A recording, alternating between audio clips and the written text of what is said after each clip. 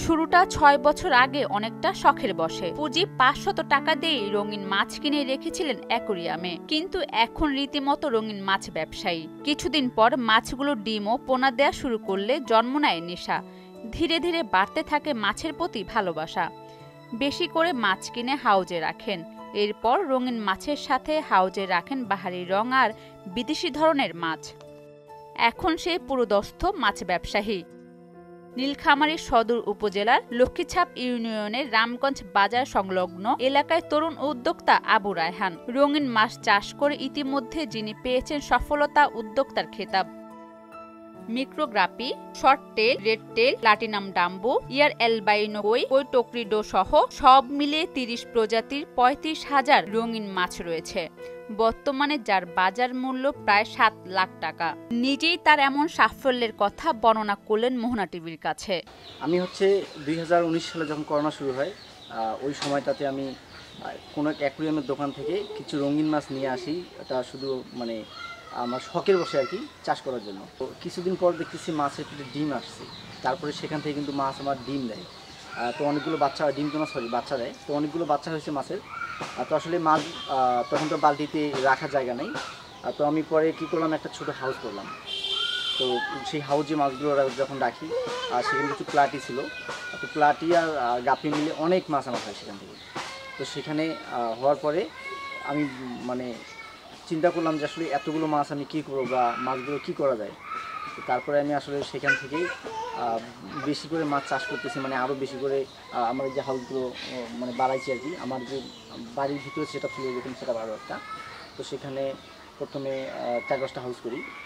তো আস্তে আস্তে দেখি মাছগুলো বিক্রি হচ্ছে। আমি যেমন শখ করে কিনে নিয়ে আসছি, এরকম অন্য কেউ মাছগুলো কিনে নিয়ে যাচ্ছে। তো আস্তে আস্তে বর্তমানে এই পর্যায়ে এখন আমার ২০ প্রজাতির প্রায় অনেক মাছ আছে। নিয়ম করে প্রতিদিন বন্ধু প্রতিবেশী সহ দূর থেকে আসেন রায়হানের রঙিন মাছ দেখতে।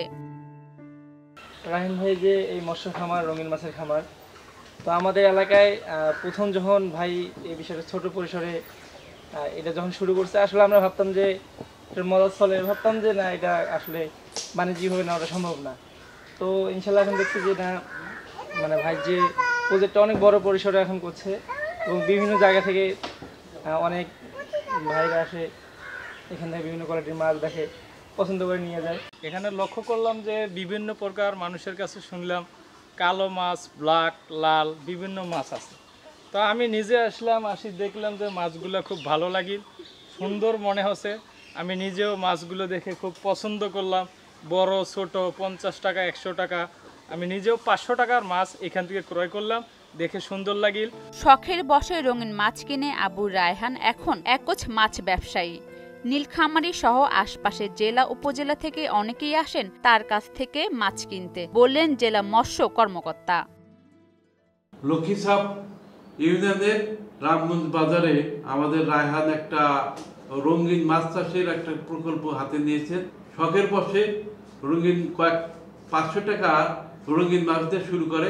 এখানের একটা ভালো চাহিদা আছে, আমাদের বিভিন্ন অ্যাকোরিয়ামে রঙিন মাছের চাহিদা আছে। তার এখান থেকেই আমাদের নীলফামারী জেলা এবং পার্শ্ববর্তী উপজেলায় বিভিন্ন শৌখিন মৎস্যচাষী বা গৃহস্থলীর লোকজন তার এখান থেকে মাছ ক্রয় করে এবং তারা অ্যাকোরিয়ামে রঙিন মাছ দিয়ে শোভাবর্ধন করতেছে।